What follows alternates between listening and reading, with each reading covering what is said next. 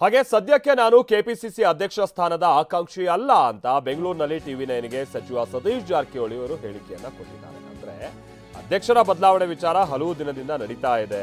ಅದು ಕೆಪಿಸಿಸಿ ಅಧ್ಯಕ್ಷರ ಬದಲಾವಣೆ ಬಂದಾಗ ನೋಡೋಣ ಅಂತ ಸತೀಶ್ ಜಾರಕಿಹೊಳಿ ಅವರು ಹೇಳಿದ್ದಾರೆ. ಸುನಿಲ್ ನಮ್ಮ ಪ್ರತಿನಿಧಿ ಸತೀಶ್ ಜಾರಕಿಹೊಳಿ ಅವರನ್ನ ಮಾತನಾಡಿಸಿದರೆ ಏನ್ ಹೇಳಿದ್ರು ಸತೀಶ್ ಜಾರಕಿಹೊಳಿ ಅವರು ಬನ್ನಿ ಕೇಳೋಣ.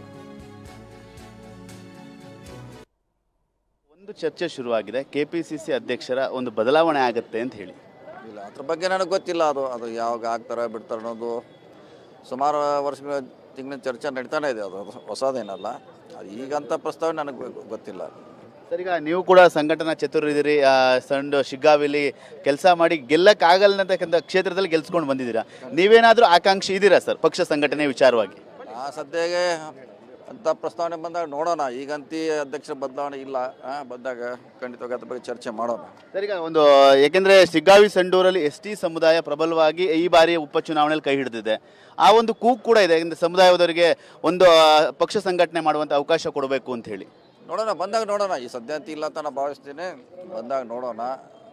ST ಸಮುದಾಯ ಕಳೆದ ಎಲ್ಲ ಚುನಾವಣೆಯಲ್ಲಿ ಕಾಂಗ್ರೆಸ್ ಪರವಾಗಿ ಗಟ್ಟಿಯಾಗಿ ನಿಂತಿದೆ.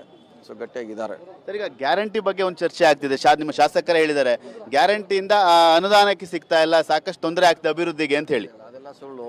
ಗ್ಯಾರಂಟಿ ಹಣ ಸಪ್ರೇಟ್ ಆಗಿದೆ, ನಮ್ಮ ಬಜೆಟ್ನಲ್ಲಿ ಸಪ್ರೇಟ್ ಆಗಿದೆ. ಸೊ ಡೆವಲಪ್ಮೆಂಟ್ ಹಣ ಸಪ್ರೇಟ್ ಆಗಿದೆ. ಹೀಗಾಗಿ ಅದಕ್ಕೂ ಹೊಂದಾಣಿಕೆ ಮಾಡಲಿಕ್ಕಾಗಲ್ಲ.